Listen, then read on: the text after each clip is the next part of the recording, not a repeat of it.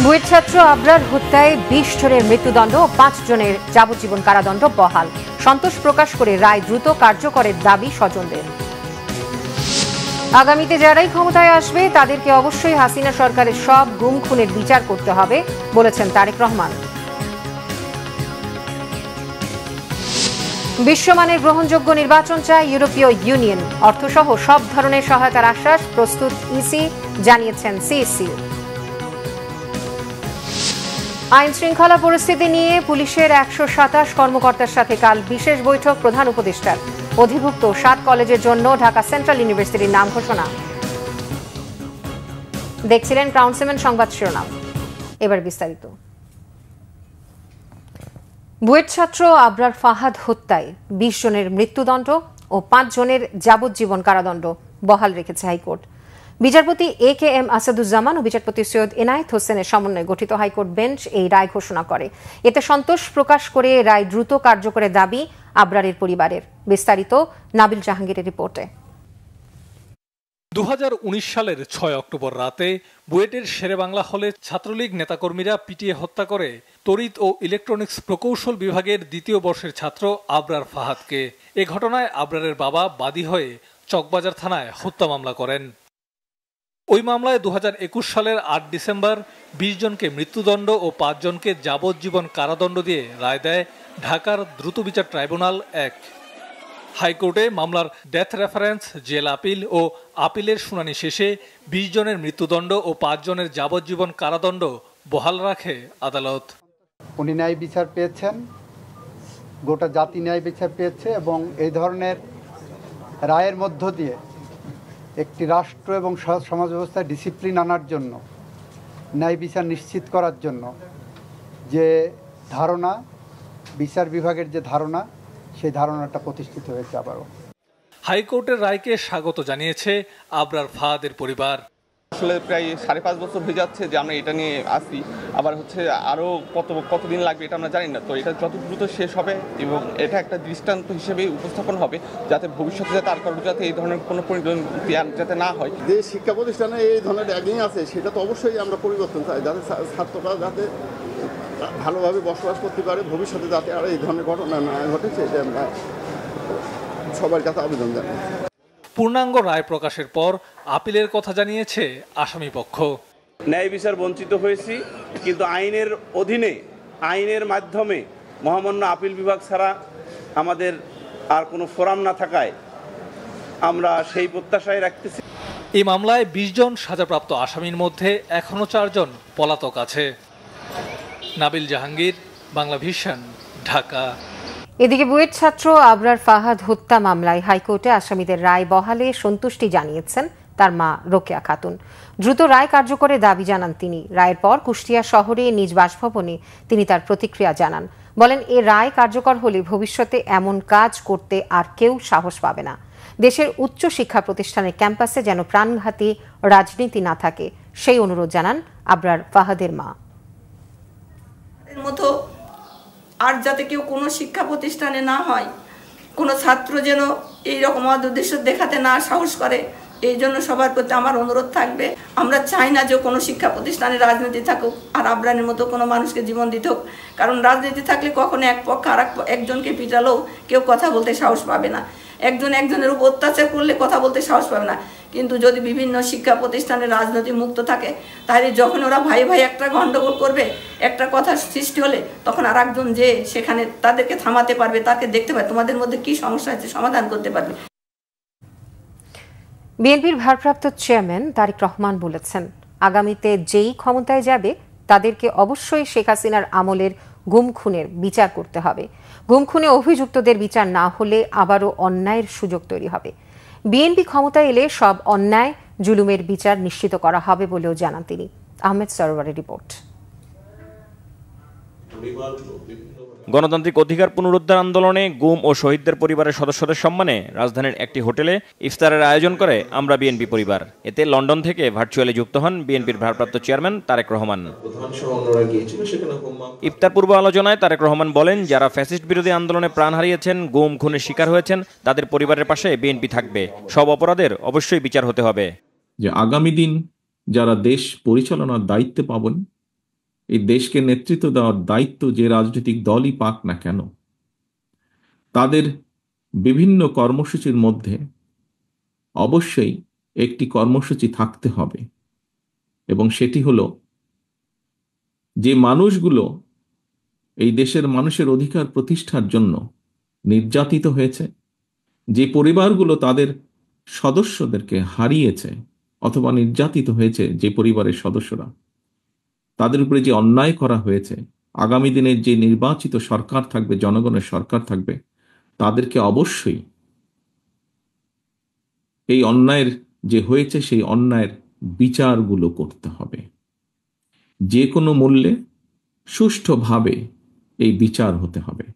আমরা পরিষ্কারভাবে এটি বলতে পারি যে বিএনপি বাংলাদেশ জাতীয়তাবাদী দল, তাকে যদি বাংলাদেশের মানুষ আগামী দিনে সুযোগ দেয় দেশ পরিচালনার, তাহলে অবশ্যই বিএনপির যেরকম রাজনৈতিক কর্মসূচিগুলো আছে সেই কর্মসূচিগুলোর পাশাপাশি অবশ্যই আমাদের সর্বোচ্চ চেষ্টা থাকবে যে বিগত স্বৈরাচার বিরোধী আন্দোলনে যারা ক্ষতিগ্রস্ত হয়েছেন, বিভিন্নভাবে নির্যাতিত হয়েছেন, একই সাথে জুলাই আগস্ট মাসে যারা ক্ষতিগ্রস্ত হয়েছেন, নির্যাতিত হয়েছেন, যারা শহীদ হয়েছেন, সেই বিভিন্নভাবে যাদেরকে হত্যা করা হয়েছে সেই হত্যাগুলোরও বিচার অবশ্যই ইনশাআল্লাহ আমরা করব।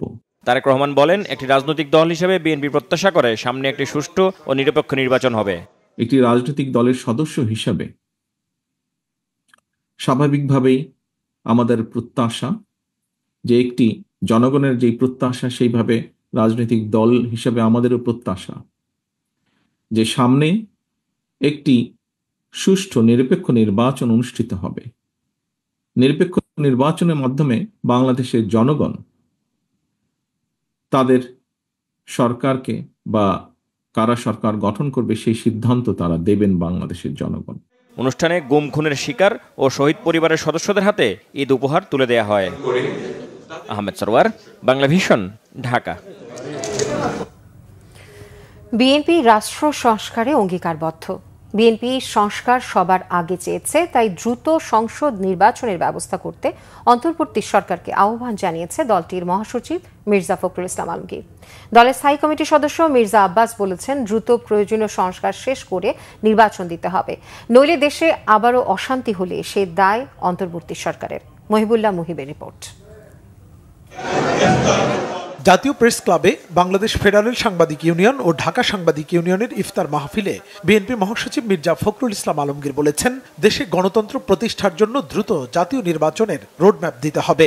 যে সরকার প্রতিনিধিত্ব সরকার, আমরা সবাই মিলেই তাকে দায়িত্ব দিয়েছি, তিনি অতি অল্প সময়ের মধ্যে, আমরা যেটা বারবার করে বলছি, অত্যন্ত অল্প সময়ের মধ্যে অত্যন্ত প্রয়োজনীয় যে সমস্ত সংস্কারগুলো প্রয়োজন, সেই সংস্কারগুলো করে দ্রুত জাতীয় সংসদ নির্বাচনের দিকে যাবে। যত দেরি হবে তত বেশি আবার এই বাংলাদেশের পক্ষে যে শক্তি, সেই শক্তিকে পরাজিত করবার জন্য এর বিরুদ্ধ শক্তি অর্থাৎ ফ্যাসিস্ট শক্তিরা আবার মাথা চাল দিয়ে উঠতে শুরু করেছে কিনা। এদিকে ঢাকা মেডিকেল কলেজে ডাক্তার মিলন অডিটোরিয়ামে চিকিৎসক, নার্স ও কর্মকর্তা কর্মচারীদের আয়োজনে ইফতার ও দোয়া অনুষ্ঠানে অংশ নেন স্থায়ী কমিটির সদস্য মির্জা আব্বাস। দয়া করে দেশকে আর অশান্তির দিকে ঠেলে দেবেন না। কয়েকজন তথাকথিত বুদ্ধিজীবীর পরামর্শে দেশটাকে কখনোই আর অশান্তির দিকে ঠেলে দিবেন না। আমরা শান্তি চাই। নির্বাচনের জন্য যেটুকু সংস্কার প্রয়োজন ওইটুকু সংস্কার করেন শুধু নির্বাচনের জন্য। নির্বাচন করার পর, নির্বাচনের পরে দেশে নতুন সংসদ আসবে, ও যেই আসুক, এনসিপি আসুক, জামাত আসুক, বিএনপি আসুক, যেই আসবে তাকে আমরা সালাম দিয়ে মেনে নেব। সংস্কার কমিশনের সদস্যরা অন্তর্বর্তী সরকারের প্রধান উপদেষ্টাকে ভুল বোঝাচ্ছেন বলে সন্দেহ তার। মুহিবুল্লাহ মুহিব, বাংলা ভিশন, ঢাকা। আন্তর্জাতিক মানের গ্রহণযোগ্য নির্বাচন অনুষ্ঠানে আর্থিক সহ সব ধরনের সহায়তা করতে প্রস্তুত ইউরোপীয় কমিশন। এদিকে সিইসি বলেছেন, সুষ্ঠু ও গ্রহণযোগ্য নির্বাচন করতে কমিশনও প্রতিশ্রুতিবদ্ধ। সকালকে আকারগাঁওয়ে নির্বাচন ভবনে সিইসি AMM নাসির উদ্দিনের সাথে মাইকেল মিলারের নেতৃত্বে 5 সদস্যের একটি প্রতিনিধি দল বৈঠকে বসে। প্রায় 1.5 ঘন্টার বৈঠক শেষে মিলার বলেন, আন্তর্জাতিক মানের নির্বাচন দেখতে চায় ইউরোপীয় ইউনিয়ন। বাংলাদেশের আগামী জাতীয় সংসদ নির্বাচনে আর্থিক, কারিগরি ও অভিজ্ঞতার মাধ্যমে সাহায্য করতে চায় ইইউ। পরে সিইসি বলেন, নির্বাচনের বাজেটে কি প্রয়োজন তা জানতে চেয়েছেন ইইউ। কমিশনের পক্ষে দেশীয় পর্যবেক্ষক ও নির্বাচনী এজেন্টদের প্রশিক্ষণ, ভোটারদের সচেতনতা বৃদ্ধিতে সহায়তা চান সিইসি। জানান, আগামী নির্বাচনের পরিবেশ অতীতের মতো হবে না। The Union is looking to reinforce its partnership with Bangladesh in all its dimensions, and we are here working to support the reform ambitions of the interim government, the conduct of the election commission. ওনারা চায় যে আন্তর্জাতিক মানের একটা নির্বাচন দেখতে চান, যেটা আমরা তো প্রতিশ্রুতিবদ্ধ। এখানে আমাদের তো দ্বিমত নাই। ওনারা ফ্রি ফেয়ার ক্রেডিবল ইলেকশন চান, যেটা আমাদেরও ওয়াদা, জাতির প্রতি ওয়াদা, এটা আমরাও চাই। নিরপেক্ষভাবে আমরা ইসি কাজ করবো, এটা তো আমরা ঘোষণা দিয়েছি, আপনারা সব জানেন, এবং আমরা তো খুব ট্রান্সপারেন্ট ওয়েতে কাজ করছি। 4 দিনের সফর শেষে ঢাকা ছেড়েছেন জাতিসংঘ মহাসচিব অ্যান্টনিও গুতেরেস। রোববার সকাল 9:55 তাকে বহনকারী বিমানটি হজরত শাহজালাল বিমানবন্দর ত্যাগ করে। পরিবেশ উপদেষ্টা সৈয়দা রিজওয়ানা হাসান এবং রোহিঙ্গা ইস্যু বিষয়ক প্রধান উপদেষ্টার উচ্চ পর্যায়ের প্রতিনিধি খলিলুর রহমান জাতিসংঘ মহাসচিবকে বিদায় জানান। বিদায়কালে অ্যান্টনিও গুতেরেস টেলিফোনে প্রধান উপদেষ্টার সাথে কথা বলেন। সফরকালে জাতিসংঘ মহাসচিব প্রধান উপদেষ্টার সাথে বৈঠক করেন। জাতীয় ঐকমত্য কমিশন, রাজনৈতিক দল, নাগরিক সমাজ, তরুণদের সাথেও আলাদাভাবে বৈঠক করেন জাতিসংঘ মহাসচিব। রোহিঙ্গা ক্যাম্পে প্রায় 1 লাখ রোহিঙ্গার সাথে ইফতার করেন। সংস্কার ও পরিবর্তনের পথে বাংলাদেশকে সব ধরনের সহায়তার আশ্বাস দিয়েছেন জাতিসংঘ মহাসচিব অ্যান্টনিও গুতেরেস।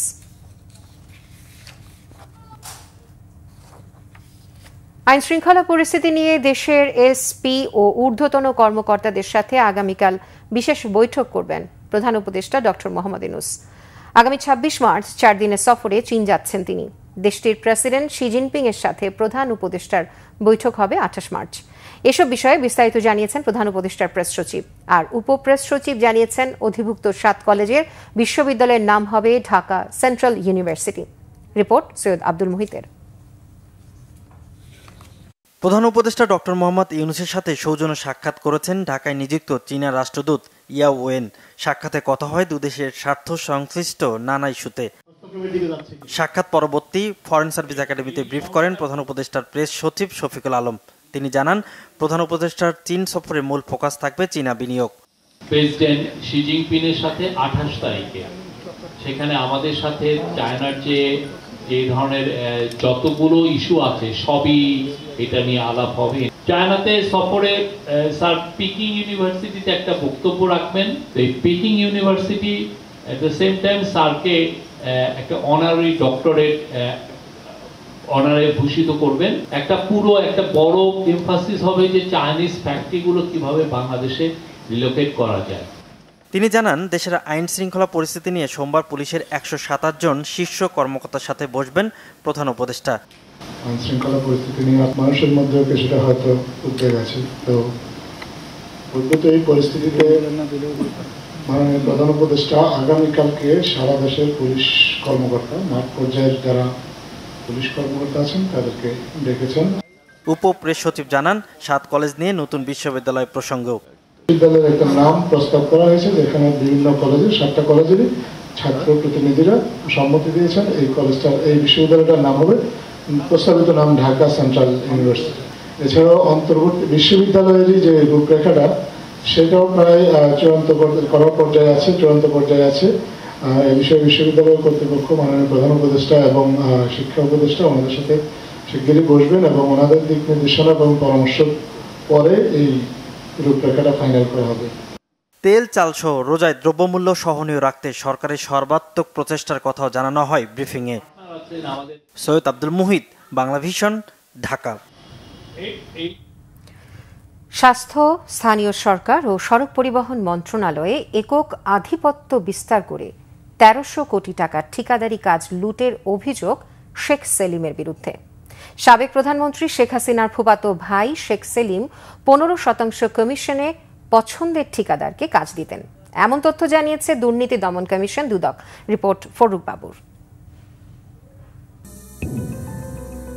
মন্ত্রিত্ব না পেলেও শুধু শেখ পরিবারের সদস্য হিসেবে সরকারি কাজের ঠিকাদারি নিয়ন্ত্রণ করতেন সাবেক প্রধানমন্ত্রী শেখ হাসিনার ফুফাতো ভাই শেখ সেলিম। দুদকের অভিযোগ, শেখ মুজিবের ভাগ্নে পরিচয়ে স্বাস্থ্য, স্থানীয় সরকার ও সড়ক পরিবহন সহ বিভিন্ন মন্ত্রণালয়ের ঠিকাদারি কাজের বড় অংশ ছিল তার নিয়ন্ত্রণে। দেশের বিভিন্ন স্থানের 1300 কোটি টাকার টেন্ডার কাজে পছন্দের ঠিকাদারের নিকট হইতে 10% হইতে 15% হারে কমিশন গ্রহণপূর্বক কার্যাদেশ প্রদানের অভিযোগের বিষয়ে অনুসন্ধানের সিদ্ধান্ত গৃহীত হয়েছে। এদিকে ক্ষমতা দাপট দেখিয়ে অবৈধ সম্পদ গড়ে তোলার সত্যতা মিলেছে জাসদ সভাপতি ও সাবেক তথ্যমন্ত্রী হাসানুল হক ইনু ও তার পরিবারের বিরুদ্ধে। এছাড়া বাংলাদেশ ব্যাংকের লকারে এবং বাসায় অবৈধ সম্পদের সন্ধান পাওয়ায় ব্যাংকটির সাবেক ডেপুটি গভর্নর এসকে সুর পরিবারের বিরুদ্ধে নতুন করে মামলা করেছে দুদক। অসঙ্গতিপূর্ণ সম্পদ অর্জন এবং বুক দখলে রাখার অপরাধ অনুসন্ধানকালে প্রমাণিত হয়েছে। এই কারণে তার বিরুদ্ধে একটি মামলা রুজুর সিদ্ধান্ত গৃহীত হয়েছে। আওয়ামী সরকারের আমলে অস্তিত্বহীন শিক্ষা প্রতিষ্ঠানকে কোটি কোটি টাকা বরাদ্দ দিয়ে অর্থ হাতিয়ে নেয়ার অভিযোগের সত্যতা মিলেছে শিক্ষা মন্ত্রণালয় ও সংশ্লিষ্ট দপ্তরের কর্মকর্তাদের বিরুদ্ধে। কয়েক দফায় টাকা বরাদ্দ হওয়া একাধিক প্রতিষ্ঠানের অস্তিত্ব পায়নি দুদক। ফরুক বাবু, বাংলা ভিশন, ঢাকা। বিএনপির জনপ্রিয়তায় ঈর্ষান্বিত হয়ে একটি মহল দলের নেতাকর্মীদের চরিত্র হননে গুজব ছড়াচ্ছে, এমন অভিযোগ বিএনপির চেয়ারপারসনের পররাষ্ট্র বিষয়ক কমিটির বিশেষ সহকারী ইঞ্জিনিয়ার ইশরাক হোসেনের। তিনি বলেন, সুপরিকল্পিত ও সংঘবদ্ধভাবে বিএনপির সুনাম নষ্টের কাজ চলছে। রাজধানীর বংশালে সুরিটোলা স্কুল মাঠে 31 দফা কর্মসূচি জনগণের মাঝে পৌঁছে দিতে ঢাকা মহানগর দক্ষিণ বিএনপি আয়োজিত কর্মশালায় একথা বলেন ইঞ্জিনিয়ার ইশরাক হোসেন। তিনি বলেন, মেধাভিত্তিক রাজনীতির মাধ্যমে জনগণের মন জয় করে রাজনীতি করতে হবে। সেখানে বিএনপি ঘোষিত 31 দফা গুরুত্বপূর্ণ ভূমিকা রাখবে বলে তিনি আশা প্রকাশ করেন। এ সময় দলের সুনাম নষ্টে গুটি কয়েক কর্মীর ভূমিকার সমালোচনা করে তাদের বিএনপি থেকে বের করে দেওয়ার হুঁশিয়ারি দেন ইঞ্জিনিয়ার ইশরাক। বলেন, সব দলের লোকই অপকর্ম করে, বড় দল হওয়ায় অন্যরা বিএনপির উপর দোষ চাপিয়ে পার পেয়ে যায়। 5ই আগস্টের পরে এরা গর্তের ভিতর লুকিয়ে থাকলেও এখন তারা ইদানিংকালে মাথাচাড়া দিচ্ছে এবং আমরা দেখছি যে একটা সুপরিকল্পিতভাবে এবং সংঘবদ্ধ হয়ে কিন্তু বিএনপির বিরুদ্ধে অপপ্রচার চালানো হচ্ছে। একটা দুটা ঘটনা হলে সেটা 10টা 20টা ঘটনা প্রচার করা হচ্ছে, যেটা লিখলে পরে এমনভাবে লেখা হচ্ছে বা হেডলাইন লেখা হচ্ছে এবং সামাজিক যোগাযোগ মাধ্যমকেও ব্যবহার করা হচ্ছে যে আমাদের সুনাম ক্ষুণ্ণ হয় এবং জনগণের মাঝে একটা বিরূপ প্রতিক্রিয়া পড়ে। দ্রুত জাতীয় নির্বাচনের রোডম্যাপ ঘোষণা করতে অন্তর্বর্তীকালীন সরকারের প্রতি আহ্বান জানিয়েছেন জামায়াতে ইসলামী বাংলাদেশের সেক্রেটারি জেনারেল মিয়া গোলাম পরওয়ার। জাতীয় প্রেসক্লাবে বাংলাদেশ ফেডারেল সাংবাদিক ইউনিয়ন ও ঢাকা সাংবাদিক ইউনিয়নের ইফতার মাহফিলে তিনি এই মন্তব্য করেন। মিয়া গোলাম পরওয়ার বলেন, সংস্কারের জন্য যাতে সময় নষ্ট না হয় এজন্য দ্রুত প্রয়োজনীয় সংস্কার করে নির্বাচন দেওয়ার কথা বলেন তিনি। দেশের রাজনৈতিক দলগুলোর ঐকমত্যের ভিত্তিতে সংস্কার ও জাতীয় নির্বাচনের ব্যবস্থা করতে হবে। জাতীয় স্বার্থে সকল ভেদাভেদ ভুলে সকল রাজনৈতিক দলকে ঐক্যবদ্ধ থাকার আহ্বান জানান তিনি। অনুষ্ঠানে বিএনপির মহাসচিব মির্জা ফখরুল ইসলাম আলমগীর সহ সাংবাদিক নেতারা অংশ নেন।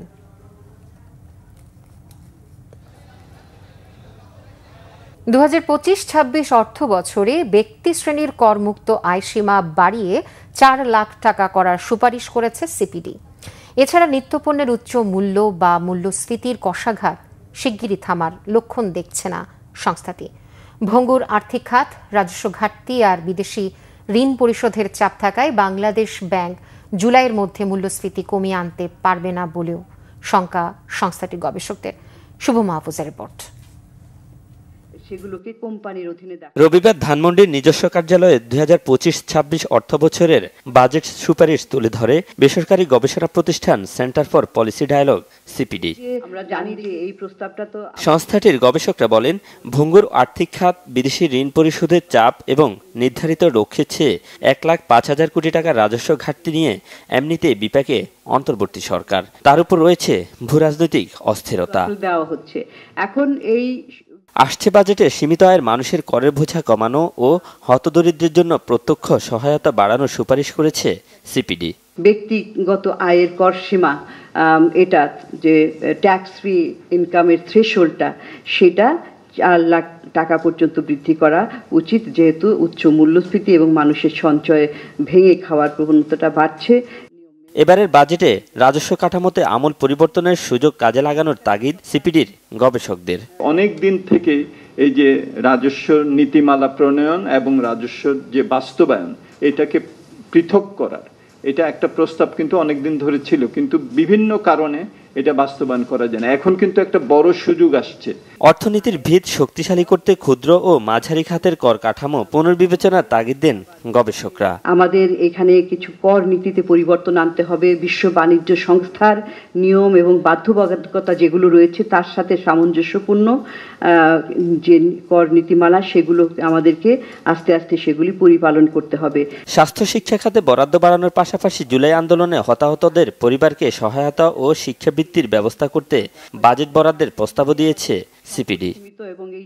শুভ মাহফুজ, বাংলা ভিশন, ঢাকা। সিলেটে হজরত শাহজালাল রহমতুল্লাহ আলাইহির মাজারে এক কাতারে ইফতার করছেন ধনী গরিব সহ নানা শ্রেণী পেশার বহু মানুষ। সংখ্যায় প্রতিদিন তা ৩ শতাধিক। প্রথম রোজা থেকে শুরু হয় এই গণ ইফতার কর্মসূচি। সিলেট থেকে দীপু সিদ্দিকীর তথ্য, ছবিতে ডেস্ক রিপোর্ট। 750 বছর আগে নিজ আস্তানায় ভক্ত আশেকানদের নিয়ে ইফতারের প্রচলন করেন হজরত শাহজালাল রহমতুল্লাহ আলাইহি। তা চলছে এখনো। সিলেটে শাহজালালের মাজারে প্রতিদিন ৩ শতাধিক রোজাদারকে ইফতার করানো হয়। খিচুড়ি, বিরিয়ানি থেকে শুরু করে গরু অথবা মুরগির মাংস, ছোলা, পেঁয়াজু, জিলাপি, খেজুর সহ থাকে নানা রকম খাবার। শাহজালাল মাজারের মাটির মধ্যে আমাদের জন্মভূমি, এইখানে আমরা যে ইফতারি করার সুযোগ পাইছি এটা আল্লাহর কাছে হাজার হাজার লাখো কোটি সালাম। এটা আসলে একটা ভালো উদ্যোগ। আমি আসলে নিজে আন্তরিকভাবে দরগা কর্তৃপক্ষকে ধন্যবাদ জানাচ্ছি। ভালোই লাগতেছে স্যার, আইসি ওলি দরবারে ইফতারি খাইতেছি। চট্টগ্রাম থেকে আসছি, ইফতার সামগ্রী মানে সবার সাথে এখানে একত্রিত ইফতার করতে আনন্দ লাগতেছে। এর জন্য এখানে ইফতার সময় নামাজটা পড়বো, এই জন্য ইফতারের জন্য সবার সাথে শাহজালাল মাজার আইসি, ইফতার পাইছি, খুব আনন্দ হইতেছে। মাজারে মানুতানা ভক্তদের সুবিধার জন্যই এই ইফতারের আয়োজন। তাদের দান আর মাজার কর্তৃপক্ষের টাকায় চলে ইফতারের খরচ। মাস পুরার পরে যেটা আমরা যোগ বিয়োগ করে যেটা দেখি যে ঘাটতি হয়েছে, ঘাটতিটা আমরা নিজেরা পূরণ করি। এটা কোনো আলাদা ফান্ড নাই। এটা কত সাল না, এটা তো শাহজালাল বাবা যখন আসছেন যে কোনো দরবারে গেলে যে পীর ফকির আউলিয়ারা আসে, কোনো কোনো সময় এটা মিস্টেক করে বলে এটা 700 বছর থেকে চলতেছে। এটা আসলে ওনার উফাতের তারিখ হইবে, এবার হবে 706 বছর। এর আগে উনি আসছেন, আরো মনে করেন 50 বছর এখানে ছিলেন। তখন থেকে তো দরবারে লোক যাচ্ছে, দরবারে খাইতেছে। এটা যে অমুক দিন থেকে আরম্ভ হয়েছে মানে না। মাজার শরীফ গুলাতে গেলেই, যে কোনো মাজারে যান, গেলেই দেখবেন একটা ব্যবস্থা আছে, আপনি ইফতার করে আসতে পারবেন। 750 বছর ধরে চলে আসা মাজারের এই ইফতারকে ইসলামী ঐতিহ্যের ধারাবাহিকতা মনে করেন শাহজালাল ভক্তরা। একসাথে ইফতার করে আত্মিক প্রশান্তি পান তারা। Bangla vision news desk. পাথর ছুঁড়ে জনসম্মুখে ধর্ষণকারীদের মৃত্যুদণ্ড কার্যকর চান মহিলা দলের সভাপতি আফরোজা আব্বাস। নারায়ণগঞ্জ সিদ্ধিরগঞ্জের 4 নং ওয়ার্ড আটিগ্রাম এলাকায় ধর্ষণ চেষ্টার শিকার 8 বছরের শিশুকে দেখতে গিয়ে তিনি এই দাবি জানান। বিএনপির ভারপ্রাপ্ত চেয়ারম্যান তারেক রহমানের পক্ষ থেকে আর্থিক অনুদান দেওয়া হয় শিশুটির পরিবারকে। এ সময় আফরোজা আব্বাস আরও বলেন, নারায়ণগঞ্জের সিদ্ধিরগঞ্জে রিমা হত্যা মামলায় যেভাবে মনিরকে ফাঁসি দেওয়া হয়েছিল সেভাবে 2-1টা বিচার হলে ধর্ষণের ঘটনা কমে যেত। মাগুরায় আসিয়ার হত্যাকারীদের দৃষ্টান্তমূলক বিচার দাবি করেন আফরোজা আব্বাস।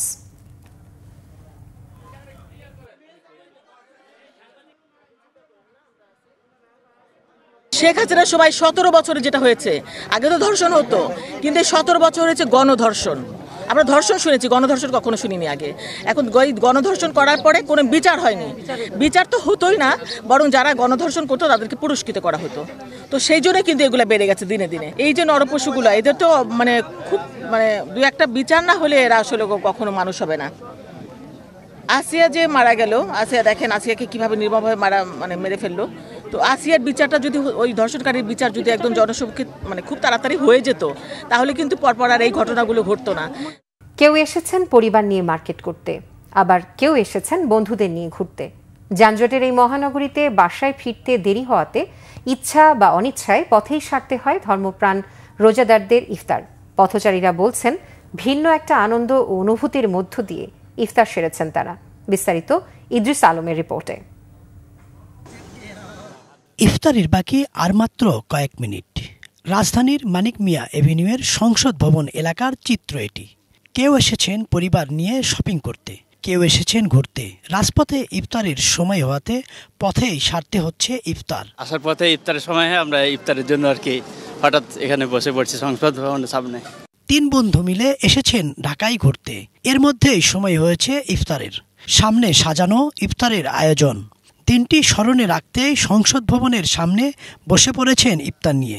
এই আনন্দ তাদের কাছে বিশেষ বলে জানালেন তারা। ঢাকা শহরে সবাই এক এক জায়গায় থাকি, তো মূলত আজকে আমাদের সবার একসাথে হওয়া, নিরিবিলি পরিবেশে আসছি ইফতার করার জন্য। অন্যদিকে রাজধানীর ফার্মগেট এলাকার চিত্র এটি। ফুটপাতে বসে কেউ কাটছেন শসা, কেউ কাটছেন পেঁয়াজ, কেউ বা মরিচ। ব্যস্ত সময় পার করছেন ইফতার তৈরিতে। পরিবার পরিজন ছেড়ে ইফতার করতে কষ্ট হলেও চলতি পথে ইফতার করাতেও আছে আলাদা আনন্দ। বাসায় যেতে পারবো না, যেতে আজান দিয়ে দিবে, এর জন্য ভাবলাম রাস্তার পাশেই বসে যাই। আমরা আসছিলাম শপিং এর জন্য, যাওয়ার পথে ভাবলাম যে যেহেতু সময় নাই বাসায় যেতে পারবো না। এদিকে ফুটপাতে ইফতারি বিক্রি করা দোকানিরা বলছেন রমজানের শুরুর দিকে বিক্রি ভালো হলেও এখন কম। শুরুর দিকে বাসাবাড়ির জন্য অনেকেই কিনে যেতেন ইফতার, কিন্তু এখন ইফতার কিনছেন কেবল চলতি পথের মানুষ। ফলে ইদানিং যা বিক্রি হচ্ছে তাতে খরচও উঠছে না। শুরুতে একটু ভালোই হয়েছিল, এখন একটু অনেকটাই কম, এখন আগের চাইতে অনেকটাই কম। মানে যে খরচটা হয় এটা উঠাইতেই কষ্ট হইতেছে। এভাবে ব্যস্ত রাজধানীর কর্মব্যস্ত অনেক মানুষকেই প্রতিদিন ইফতার সারতে হয় ফুটপাতে কিংবা চলতি পথেই। এটা মেনেও নিয়েছেন তারা। ফলে ইফতারির আয়োজন যতটা সুন্দর করে তোলা যায় সেদিকেই মনোযোগ তাদের। ইদ্রিস আলম, বাংলা ভিশন, ঢাকা। ছেলেদের সুতি শার্ট 300 থেকে 500 টাকা, গ্যাভারিন প্যান্ট 400 থেকে 600 টাকা আর জিন্স 600 থেকে 800 টাকায় মিলছে ঢাকার মিরপুরের নান্নু মার্কেটে। দর কষাকষি করে আরও কমে রয়েছে কেনাকাটার সুযোগ। এছাড়া মার্কেটটিতে সাশ্রয়ী মূল্যে বিক্রি হচ্ছে বাচ্চাদের পোশাক, রয়েছে মেয়েদের রকমারি পোশাকের কালেকশনও। আরও জানাচ্ছেন মোবাশ্বের আহমদ। সব বয়সী পোশাকের জন্য জনপ্রিয় মিরপুর 11 নান্নু মার্কেট। ছেলেদের পোশাক বেশি থাকলেও মেয়েদের সেলাই ছাড়া 3 piece, ready lehenga, frock top, long গাউনের মতো ফ্যাশনেবল সব কাপড়ও মিলছে এখানে। এছাড়া বাচ্চাদের শার্ট প্যান্ট ও বড়দের সুতি শার্ট, জিন্স প্যান্ট সহ সব ধরনের অনুষঙ্গ ও পোশাকের কালেকশন রয়েছে মার্কেটে। আর এখানে দর কষাকষিতে তুলনামূলক অনেক কম দামে পোশাক কেনার সুযোগ রয়েছে ক্রেতাদের। এখন তো এখানে কেনা হয় নাই, দেখতেছি এখন প্রাইজে দামাদামি করতেছি, ওরা তো দামই ছাড়ে না। আমি সবসময় নান্নু মার্কেট থেকেই ওরটা কিনা হয়, সবসময় কিনি। আর বাসা আমার 7 নম্বরে, আর এখন কিনবো আর কি দেখতেছি। গেঞ্জি শার্ট আর বাবার সাথে আর আম্মু। রমজানের উপলক্ষে এখন কেনাকাটা আরম্ভ হইল। ওই সবাইকে যত আত্মীয় স্বজন আছে সবাইকে যতটুকু পারি ততটুকু দেওয়া। আর যেহেতু আমার বাসা 11 নম্বর, নান্নু মার্কেটে সচরাচর আসা হয়। সন্ধ্যা থেকে রাত 10টা পর্যন্ত ক্রেতাদের উপস্থিতিতে বেশ জমজমাট থাকে নান্নু মার্কেট এলাকা। পরিবারের কেনাকাটা সারতে সকালেও ক্রেতাদের উপস্থিতি বেড়েছে। ঈদকেন্দ্রিক ব্যবসা এখনও জমে না উঠলেও মেট্রো রেল চালু হওয়ায় ক্রেতাদের উপস্থিতি বেড়েছে বলছেন ব্যবসায়ীরা। গত বছরের তুলনায় এবছর বেচা কিনা অনেক কম, জিনিসপত্রের দাম অনেক বেশি, কেন কাস্টমার আইসা তো হিমশিম খাইয়ে যাচ্ছে। ঈদের উপলক্ষে উঠাইছি, গাতুয়া উঠাইছি, তারপরে বক্স শার্ট উঠেছে, গিজা শার্ট আছে, বিভিন্ন ধরনের শার্ট আছে, প্যান্ট আছে। দাম বিভিন্ন আছে, 800 টাকা আছে, 900 টাকা আছে, 400 টাকা আছে, যেরকম কাপড় সেরকম দাম। মিরপুর তো বটেই, মিরপুরের বাইরে থেকেও শহরের নানা প্রান্ত থেকে বাজেটের মধ্যে বাজার করতে এই মার্কেটে আসেন ক্রেতারা। মোবাশ্বের আহমেদ, বাংলা ভিশন, ঢাকা। সংবাদ শেষ করব ক্রাউন 7 শিরোনামগুলো আরও একবার জানিয়ে। বুয়েট ছাত্র আবরার হত্যায় 20 জনের মৃত্যুদণ্ড ও 5 জনের যাবজ্জীবন কারাদণ্ড বহাল। সন্তোষ প্রকাশ করে রায় দ্রুত কার্যকরের দাবি স্বজনদের। আগামীতে যারাই ক্ষমতায় আসবে তাদেরকে অবশ্যই হাসিনা সরকারের সব গুম খুনের বিচার করতে হবে বলেছেন তারেক রহমান। বিশ্বমানের গ্রহণযোগ্য নির্বাচন চায় ইউরোপীয় ইউনিয়ন, অর্থসহ সব ধরনের সহায়তার আশ্বাস প্রস্তুতি জানিয়েছে সিইসি। আইন শৃঙ্খলা পরিস্থিতি নিয়ে পুলিশের 127 কর্মকর্তার সাথে কাল বিশেষ বৈঠক প্রধান উপদেষ্টার। অধিভুক্ত 7 কলেজের জন্য ঢাকা সেন্ট্রাল ইউনিভার্সিটির নাম ঘোষণা। এই ছিল এখনকার মতো। পরের সংবাদ রাত 10:30টায়। এর আগে 9টায় রয়েছে নিউজ 20 দেখার আমন্ত্রণ রইল। এছাড়া বাংলাভিশন সংবাদ ও সংবাদ সংশ্লিষ্ট অনুষ্ঠান দেখতে ভিজিট করুন www.bbnews24.com ও facebook.com/banglavisionnews এবং সাবস্ক্রাইব করুন youtube.com/banglavisionnews। এতক্ষণ সাথে থাকার জন্য ধন্যবাদ সবাইকে।